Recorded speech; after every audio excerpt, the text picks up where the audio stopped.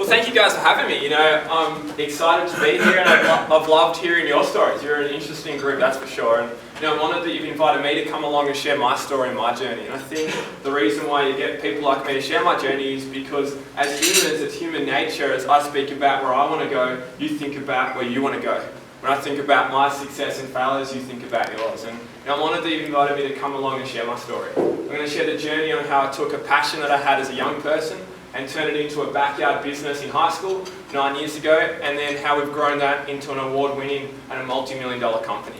Now, I don't say that to impress you guys. I'm not here to impress anyone, but I do feel like it's my job to impress upon you and remind us what can happen when we have vision and direction, when we have passion and persistence for what we do. We have a vision that we're hunting down. Now, I've got to point out that I don't come from a rich family. I never had a kickstart, I never had a head start. But I did come from a great family. My mum taught my sister and I some really great values. She instilled in us the 3 R's: respect, respect, and respect. We respect people, we respect things, but most importantly, we respect ourselves. And probably the thing I've taken from our upbringing mostly is that whatever we did, we had to do with passion, had to give it everything we've got. And of course, my passion forever has been motocross. I've been obsessed with the sport of motorcycling since before I could even ride a BMX.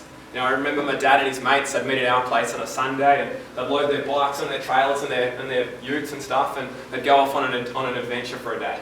They'd come back at the end of the day and they'd share stories about how much fun they had. They'd be covered in mud, talking about how fast they go, and I couldn't wait to be a part of the action. I'd nag my dad, when can I learn to ride a dirt bike? When can I learn to ride a dirt bike?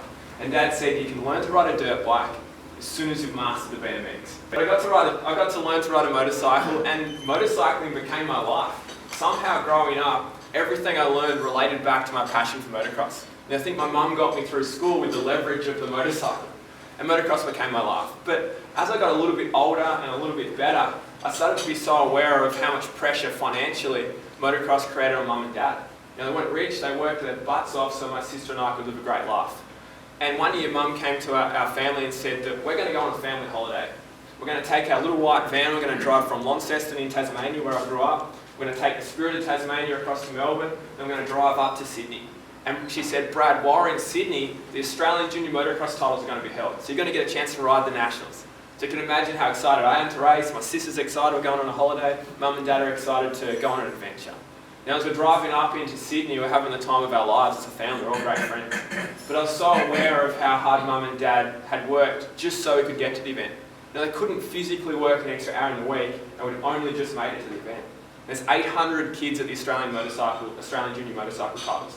So you can imagine how many bikes and vans and all the stuff that's at this event. And we roll in our little white van, we park next to a kid who had a semi-truck, had 6 brand new dirt bikes, a mechanic, a coach, a nutritionist. This kid's dad had a helicopter in the paddock next door. It's like we parked next to Richie freaking Rich. And I'm walking to the kids just drooling over all this stuff. And I said to Mum, how the hell do these people have what they have when you and Dad couldn't physically work an extra hour in the week? You busted your guts and we just made it here. Yet Richie Rich and his family materially seem to have it all and don't seem to be under anywhere near the pressure that our family was. Mum taught me a lesson that stuck with me. She said, Brad, these people don't have what they have because they worked harder than us. These people have what they have because they worked smarter than us. I thought, boom, Mum, that's a good one. I wanted to be in a position to make a difference. I decided if I was going to do that, I needed to work harder at being smarter. I wanted to be in a position to make a difference in my family, my community, and I wanted to turn my passion for motorcycling into my pathway. But I was 13, I had no idea where to start. But that's where my desire came from. As soon as I got home, I became possessed by working harder at getting smarter. And I thought, if I'm going to make this happen, if I'm going to turn motocross into my pathway, I'm going to get smart. Education is the foundation of growth. You don't know what you don't know. I worked out I needed to learn the things that I needed to know to become the person I wanted to become. So I became possessed by reading books, going to seminars, listening to audio tapes. Every day on the way to school, we'd listen to Tony Robbins. Overnight, we'd sit down and read Rich Dad, Poor Dad, things like that. Possessed. And if I wasn't learning, I was out earning. Because I thought I need to know some stuff, but also I need to be in a position of pounce when opportunity comes my way. So I thought I'd better save some money up. I did whatever the hell I could to save some money up. Wobbled signs for Domino's Pizza on the corner, stacked shelves for Woolworths. I mowed lawns for all the old ladies in our street, and that was awesome because they paid in food and money. Went to Video Easy and got their movie posters and then put them on eBay and sold them. in Tasmania, we didn't have a market as such, so I would send, when Mum and Dad's friends went to Melbourne, I'd send them to the Melbourne market with a couple of $100 to buy fake clothing, and I'd set them up in our entrance to our house and ask Mum to invite all her friends who had kids to come around. I'd be standing at the front door trying to sell them fake t-shirts. Brad's big grand sale. And so whatever the hell I could to save up some money. If I wasn't earning, I was learning. Preparing for opportunity, preparing to pounce. And I thought that if I was going to make motorcycling my pathway, I needed to make it a business. If that was going to happen, I needed to have some entrepreneurial skills. And it had always been, kind of entrepreneurial. I had my first entrepreneurial experience in grade 5, and it was in the form of a hacky sack. You know the hacky sack things, these things you kick around with your mates?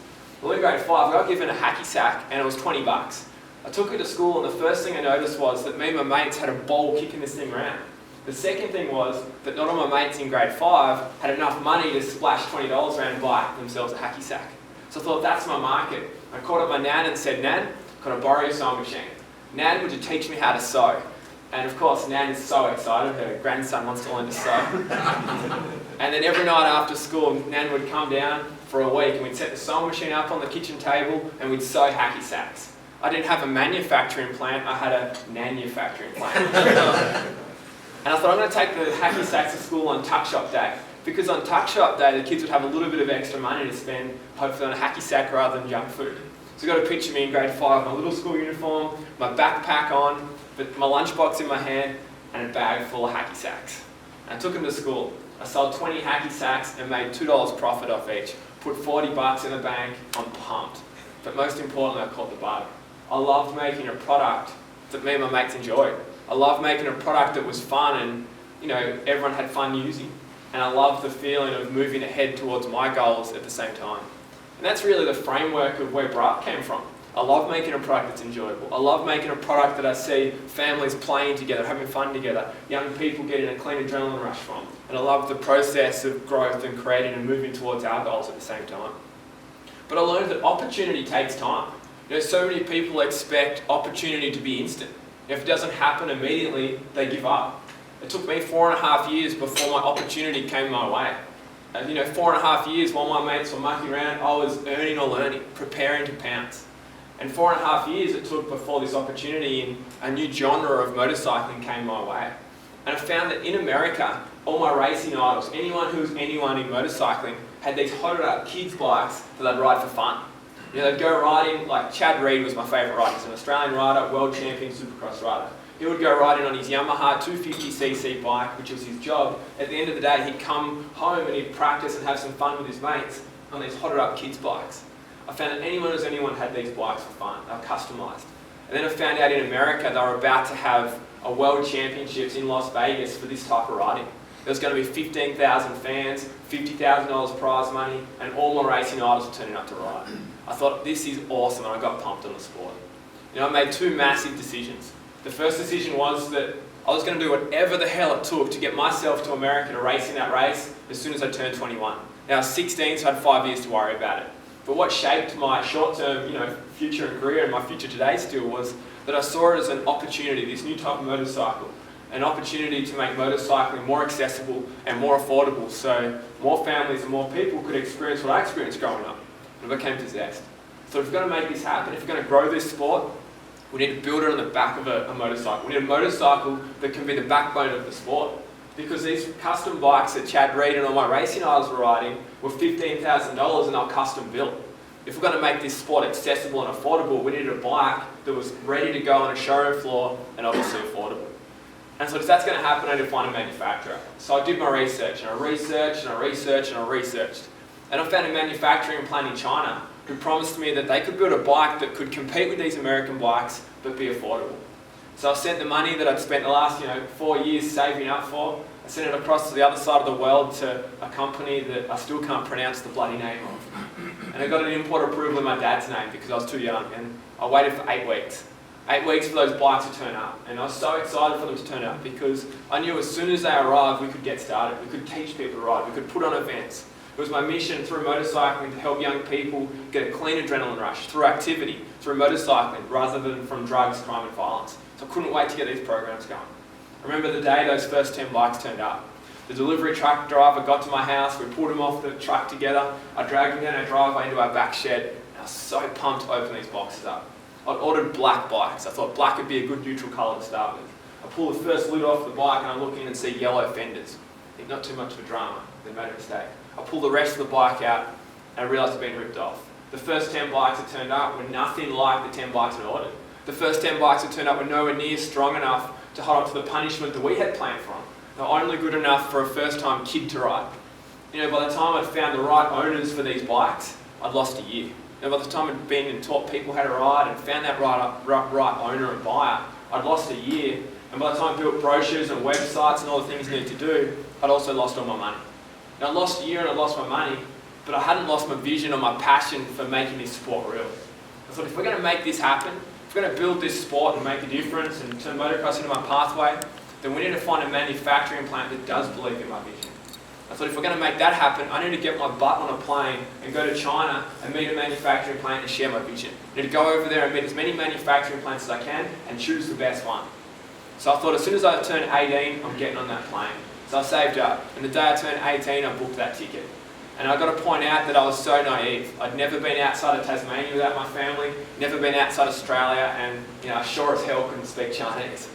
I went to China and I arrived, and I found an interpreter, and our job was to go around for 2 weeks. So it was many motorcycle manufacturing plants that we could find. I remember getting there and going to my first factory. I can remember it like it was yesterday. His office was about as big as this room here. His desk was about as long as the front stage sort of area here. And you got this little Chinese man standing behind the desk. My job was to walk up and share the vision.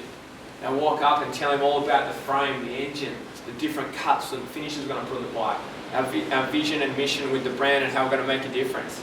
And at the end of it, he stood up and said something. My interpreter said, he loves what you do. He said, how much are you willing to invest? And I had no capital.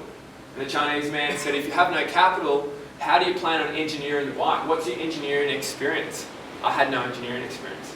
He said, well, if you have no capital, no engineering, how are you going to make sure that you can meet minimum order quantities to make this a viable investment for me and my factory? And I had no distribution channel. I had no idea on how to sell a motorcycle and had no retail stores. So he laughed me out of his office. He wasn't willing to take a risk on an 18-year-old kid who had no money, no engineering experience, no distribution channel, and no freaking idea how much it costs to manufacture a bike.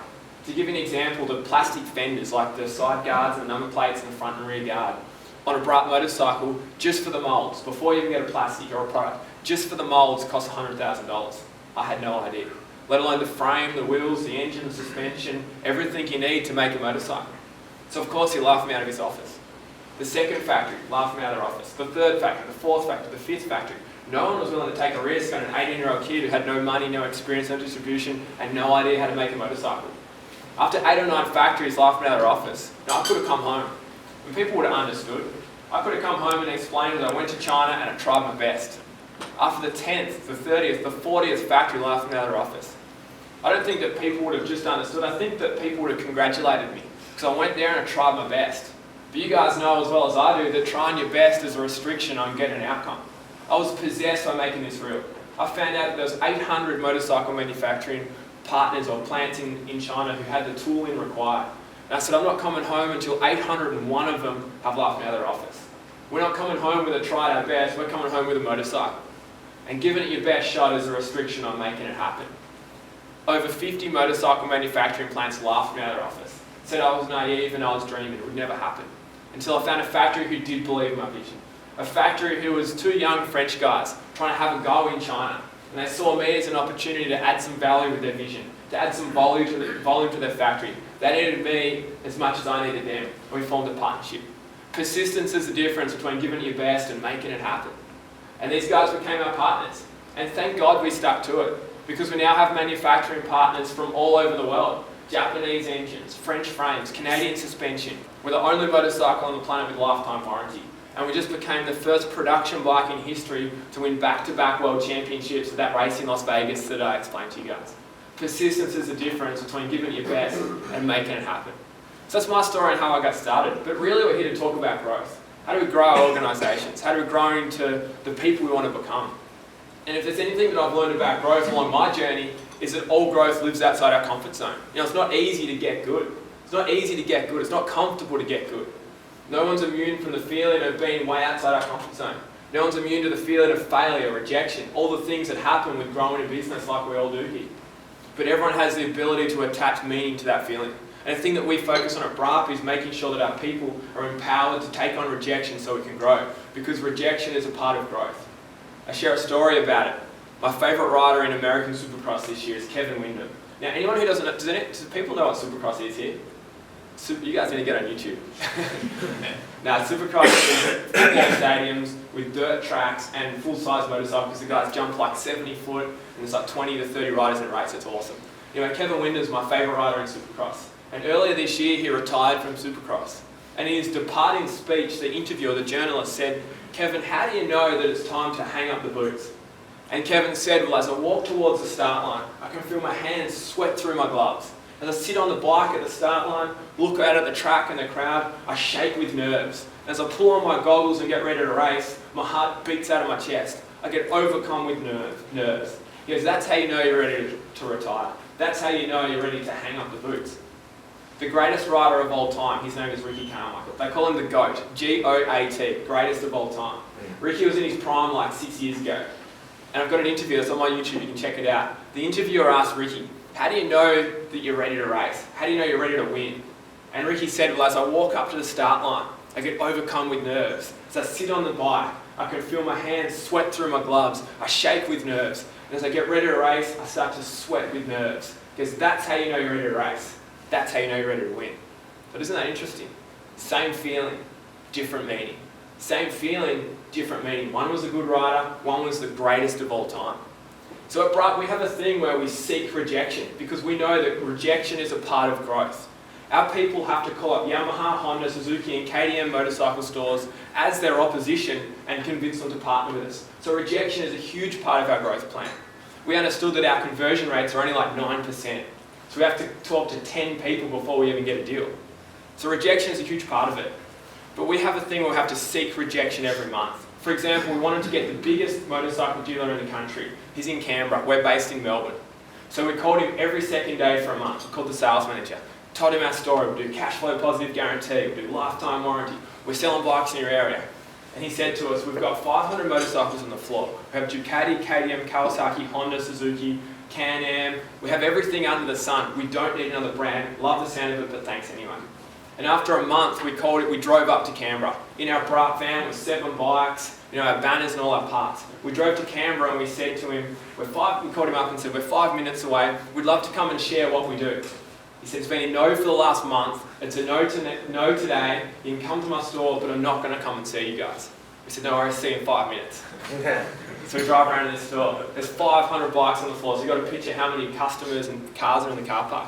We had to wait a few minutes to get a car park, and we finally did, and we opened up the Brat van, pull out our 7 bikes, put out our parts, lift up our banners, and Toby, our operations guy, and myself, walk 50 metres from the car up to the showroom. We get to the showroom, we ask the receptionist for the sales manager, Jamie, who we'd been speaking to. And while we're standing there waiting, nervous as hell, this well-dressed guy just beeline for us.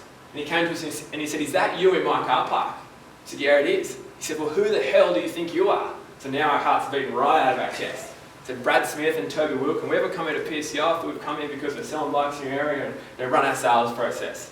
He goes, "Come with me, pack your stuff up. No one takes over my car park." So we walk with him 50 metres from the showroom down to the car park. And we are motor mouthing. He's given us nothing. Looking down, red, not happy.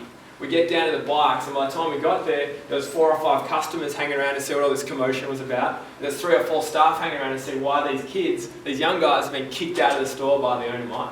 We get there, and for 20 minutes we just ran our sales process. Mike, the owner, Jamie, the sales manager, and a few other staff have just given us no love. Then after 20 minutes, Mike, the owner, looked up and looked at his sales manager, Jamie, and said, "Well, do you want the bikes or not?" And as if Jamie's going to say yes after all this, just tried to kick us out of the car park.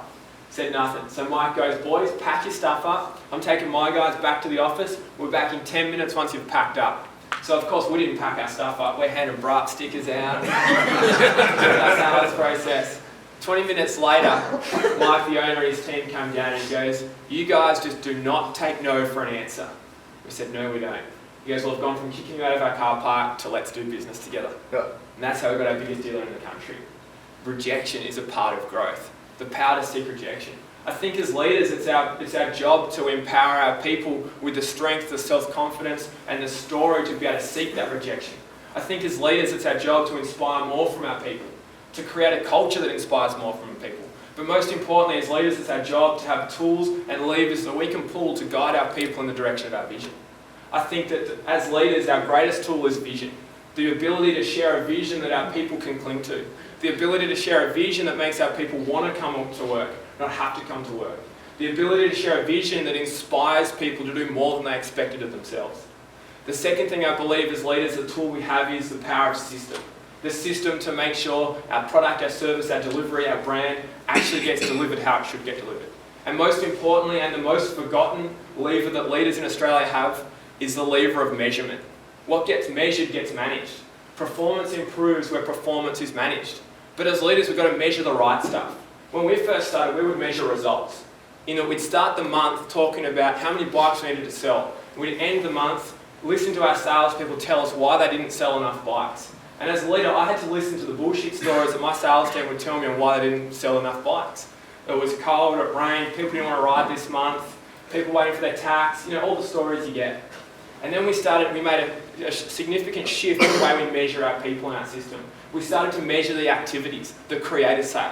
Our question went from how many bikes can we sell to how many leads do we need to generate based on our current conversion to meet our sales targets, based on our gross profit to create the income we need to create to achieve our goals. Significantly different question. We started to measure the activity of how many leads were being created and what our conversion rate was. Two variables that we could control rather than measure the non-variable result of creating customers, selling motorcycles.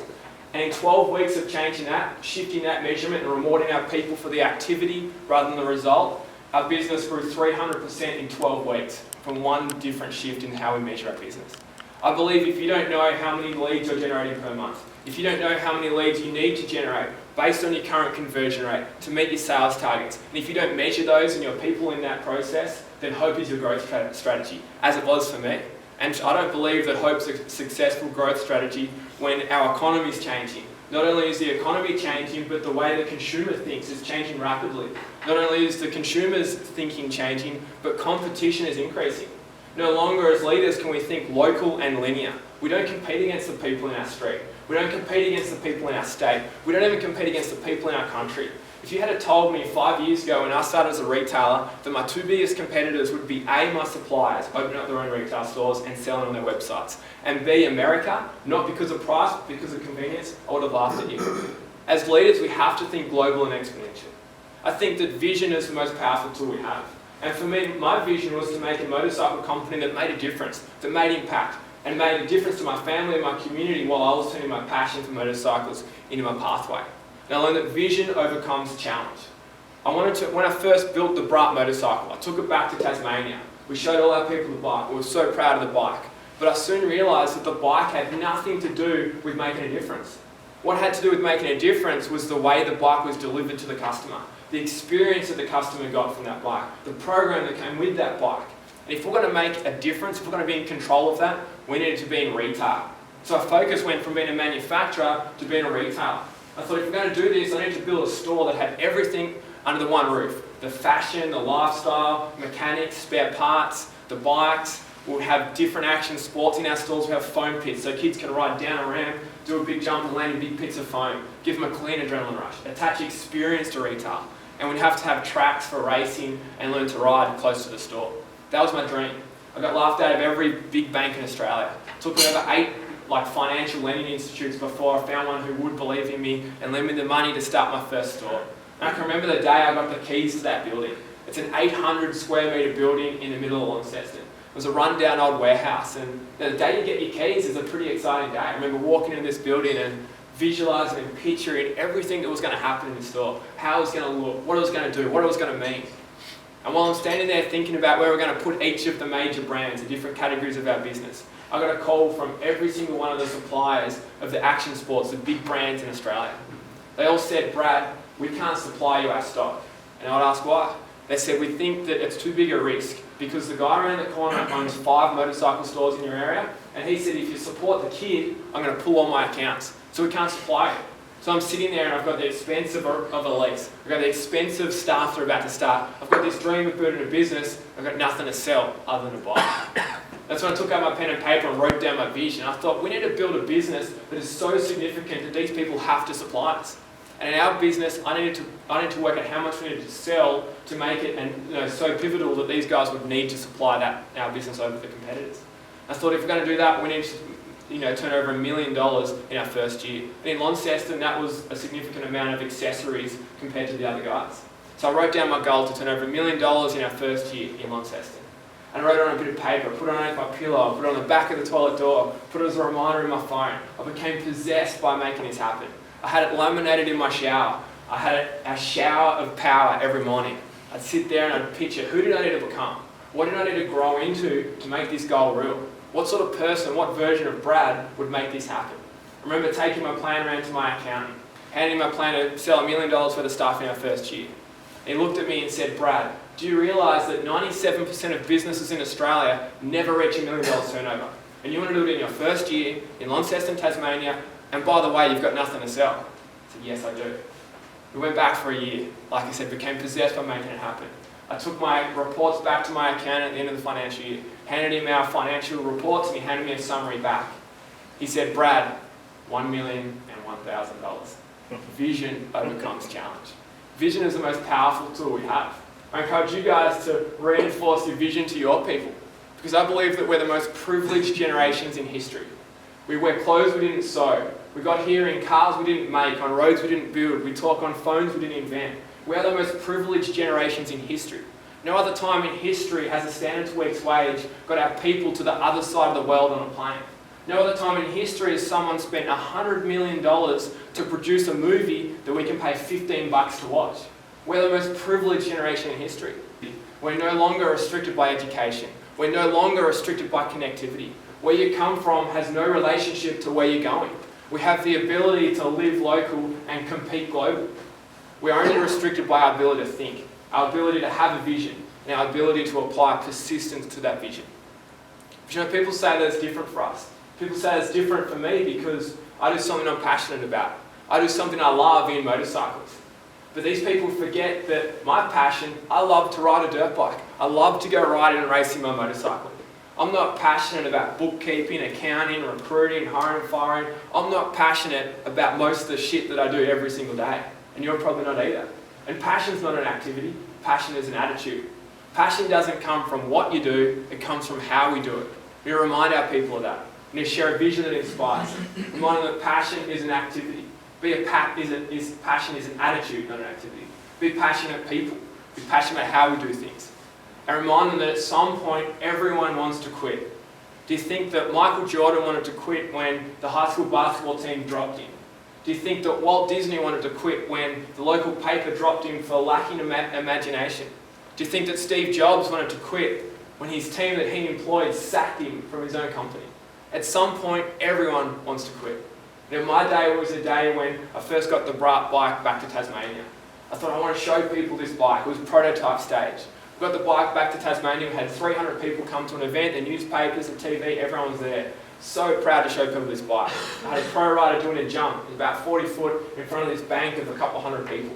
First session goes out, 30 minutes, absolutely nails it. My clipboard is filling up with orders. I'm the most proud guy in the paddock. I can't believe how well this is going. I'm proud of the bike, proud of the rider, and I'm stoked to be taking orders.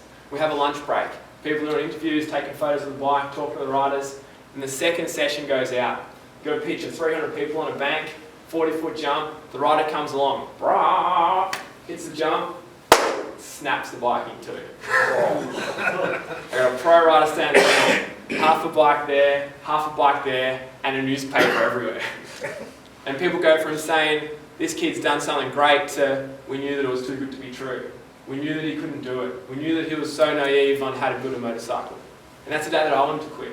That's the day that I wanted to run next door and believe those people.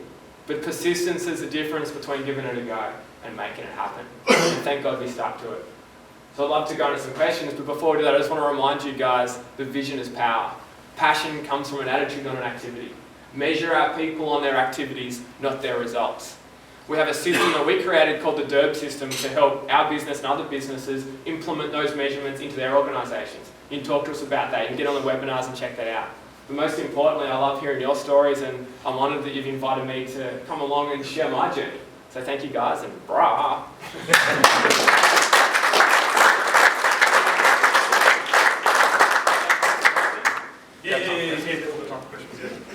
Cool. Questions?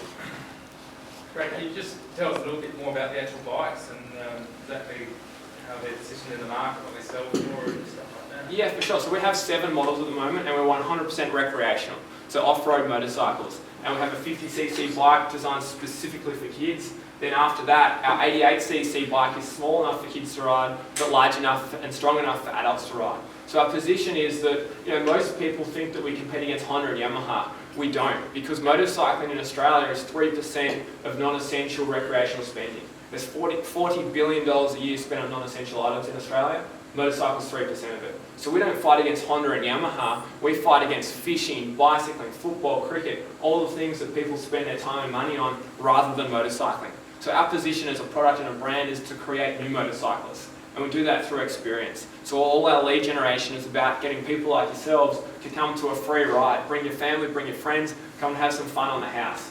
Because I know that 20% of you guys will buy a motorcycle if you get that experience. So everything we do is about creating new motorcyclists. So the product is our masterpiece, and obviously as a motorcyclist, that's the thing that I'm most proud of. But being addicted to the product can be a restriction if you forget who rides the product, why we do what we do. And that is to build a motorcycle community of people that are having fun together, a family that plays together, stays together, mates that are going riding together, having clean activity and clean adrenaline rushes. Then we go up from the 88cc to a 125cc, which is like the ultimate first manual bike.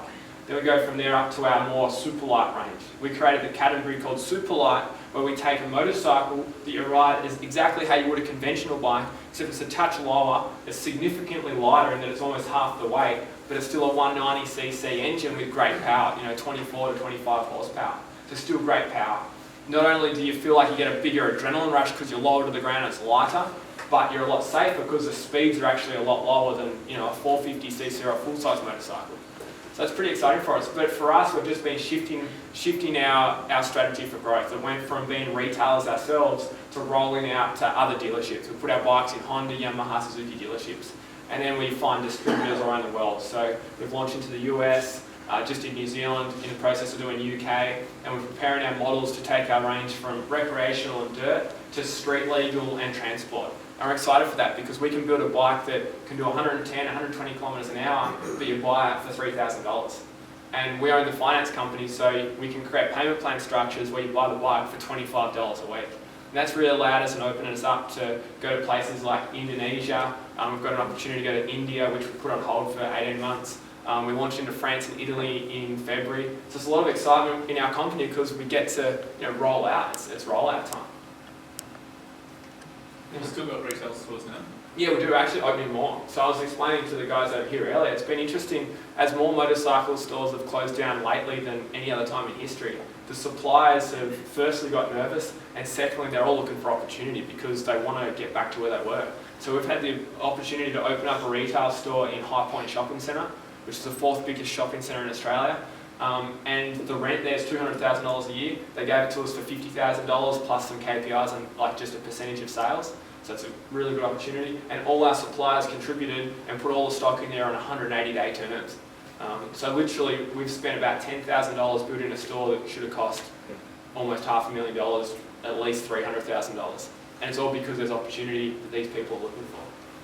So retail is a big part of what we do, and if this shopping centre model works, we've got an agreement with the owner of the shopping centre to invest in us to go and do them all around the country. So have you still closed your other retail stores and you just got that one? No, we've kept them open. So we have like that Launceston store, we have those stores. Our job, say Melbourne for example, we have a 1,000 square metre store with a warehouse, a workshop, everything. Then our goal is to have satellite stores in shopping centres around something like that. So our strategy for Perth, for example, would be probably to have a warehouse-based store in somewhere like Rockingham, then have our shopping centre stores in the city and around the places like that.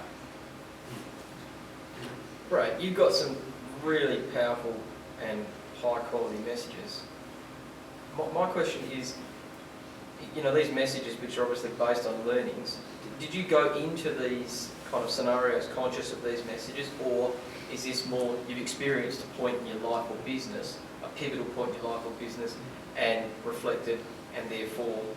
Yeah, more so the latter. Like, you know, for us, I started as a 16-year-old who knew nothing. I didn't go to university, didn't go to school. I read a shitload of books, found some mentors, and made a lot of mistakes. So all those messages are really reflective that I implement into my team. Like this, what I've just spoken about, I make sure my team hear that at least once a month. They are so sick of hearing that story, but they're inspired by growth. And we've got a young team. Our oldest employee is 32. So our job is to make sure our young people have a clear ladder to aspire to and understand that, you know, the failures and the messages that I share, understand that's all part of growth. So yeah, it's definitely just trial and error and then learning how to put that into a message to make sure we don't make the same mistake again. Yeah, mate. Brad, quality message. Oh, thank you. Fantastic, mate. Inspirational. Thank you. I'm fascinated by your family life when you were goal setting at 6. Yeah. Could you paint that out a bit for us? You know, I'm blessed to have a mum who, she parented with intent. You know, she grew up in government housing and she was not going back. And still to this day, she's my ultimate coach, you know, and we all get along great. I talk to, you know, I work and, you know, play with my family, you know, every day, so we're a close family. But for us, it was really just about sharing vision. So when we were 6 and 7, it was maybe about a running carnival or things like that. For me, it was about motocross. For my sister, it was about her sports. So it just got us focused on the future, I think, and also it got us focused on consequence. You know, if we didn't do the activities we needed to do, we wouldn't get that goal, and it wouldn't be celebrated at the end of the year. And it was a great feeling to be high-fiving and getting celebration for achieving stuff. When now the goals and that kind of thing has really been focused to contribution and feeling. Like, of course I have material goals, but mostly it's about how do you want to feel by getting those material goals, and why don't you just feel that today? You know, if we want to build our business to double the size, or want to get this house or that car, what's the emotion that we're chasing out of that, and why not just feel it today? So that's been a big focus shift for us, and then how do we contribute? So it's a pretty exciting journey, and it was, you know, it's interesting. I love my mum sharing that story with other parents, especially in our store and this kind of thing, because I think it's so powerful. So is it fair to say your parents were conscious of getting you in your A game for the person that you were when you were young? 100%. They let us make our own mistakes. I mean, who lets that 18-year-old kid go to China on his own with a hoodie and a mullet? Like, seriously. That mum was hell. She's the most protective mum ever, but she let us fail. And I think that's the most important thing. Mum and dad would never push us. If we got second, that was fine. But if we got second or third or last and didn't try, that was not on. We absolutely had to give it everything. And that really built strength for, you know, my sister and I. And I think that's a great message for all parents. And that's something we try and do through our programs in our motorbike stores, where we teach young people to ride, is because we use the motorcycle as a metaphor. Metaphor for taking educated risks, metaphor for the kids having some vision, because so many parents don't parent with intent, especially in the stores and the locations that we have stores. It drives me crazy to get parents come in and buy their kid a motorbike 2 weeks before their birthday and give it to them. Or buy their kid a motorbike and give it to them on the 10th of December. Like, why wouldn't you just teach the kids some discipline and give it to them on Christmas Day? You know, things like that so many parents forget about. The kids run the household rather than the parents having discipline and allowing the kids to actually make mistakes but with boundaries. Mum's a good one to chat to. What's your personal life like, and how do you find a girlfriend? How does she respond to this sort of attitude? Well, I don't have a girlfriend at the moment. I think that I'm ready for that. And I don't think that, you know, of course we're busy, but I don't think that matters. If you find the right person, you find the right person. But I don't think that work life should get in the way of that. We do something that, you know, we're creating something. It's not about going to work 9 to 5 and measuring time. It's about doing something that inspires you, creating something that make a difference to yourself. You know, go to bed with a sense of accomplishment. Wake up with, you know, inspiration and want to do stuff and push hard. So family life and home life is busy at the moment, especially this year. Travelled our butts off, but you know, it's all part of it. We're in growth mode, and everyone's excited by that. And you got to find some balance in the way you feel at the end of the day or through the day, and be able to do some stuff you enjoy along the way. But a lot of it is not fun. So you got to make sure you got a vision that inspires you to do the things that are not fun. Yeah, the finance is an exciting story because 4 years ago, I think it was, when the GFC really started to be in the middle of it, our finance partner was GE, and 80% of our motorcycles were sold on finance. People would come in the store and they'd say, what bike can I get for $3 a week, rather than how much is the green 150cc bike in the corner. So finance was actually as big a product, if not bigger than the motorcycle. And GE rang us up one day on a Monday and said, on Friday, your system's been turned off, we're out of the motorcycle market. So we're scared as hell. You know, we got our biggest product has been ripped out of us and we've got no control over it. And I wanted to start our own finance company. And I thought that GE must be pulling out because no one's paying them back. They must be losing money on these deals. And then I did some research and found out that their default rate was 4%. And they were charging upwards of 20-something%. The actual average return on our customer was 33% by the time we took fees, late fees, and all the average of the book. So 33% minus 4% default, I'm like, holy shit, there's some opportunity there. But I had no idea how to make a finance company work. And everyone thought I was mad. You know, in the middle of the GFC, there's so many finance companies that have gone broke, making huge profits, but they've run out of capital. And that was the biggest thing in the finance game. So I wrote down what's my proximity list. That's something we do every month at BRA. What's our proximity list? Who's some people that we need to get around that know what we need to know, have done what we want to do, that we can learn from? Because the fastest way to get anywhere in life is to find someone who's already been where you want to go. So my proximity list consisted of about maybe 50 people, 40 to 50 people who I'd never met, but I'd heard about, read about, seen in magazines, who I knew either had the capital to invest, knew about the system on how to create a finance company, or knew how to actually operationally run a finance company, and people who had finance licenses that I could partner with. And I went about meeting these people. And it was a crazy journey. I met one guy who was just in the BRW Rich Families. He was one of the top 3 families. And I rang him every single day for like 3 weeks. And he had a brilliant gatekeeper. The secretary would say, he doesn't take this type of meeting. You've got to book his time, that kind of thing. So one day I called her up at 5:32 and I sounded real flustered. I said, I just got off the phone to Daniel and I didn't get his mobile number. I couldn't call him back. Can you put me through?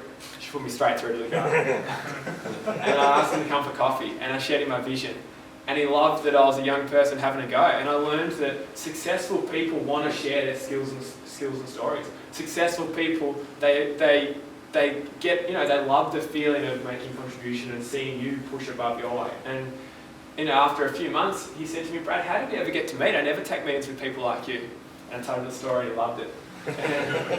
And, I called a guy from the Commonwealth Bank who's top 5 in the Commonwealth Bank. I called him every day for every 2 days for about 3 months. I said, I need to borrow $5 million. And he said, Brad, you've got no assets, property assets to, secure against. You're trying to start a business in competition to our business and that you lend money out. There's no chance we can do it. Every day, every second day I'd call him and I'd always make it fun and have a laugh with him. And then one day he said, Brad, you know that I can't help you out? I said, yeah, I know that, but you must know someone who can. And he became the guy that took me around to all the private equity firms and sat there, introduced me to the private equity firms and said, we want you to take a risk on this kid because in 3 years we want to be his financier, not you guys. And that's an unbelievable testimonial from the bank that these people are trying to impress. And that's how we found private equity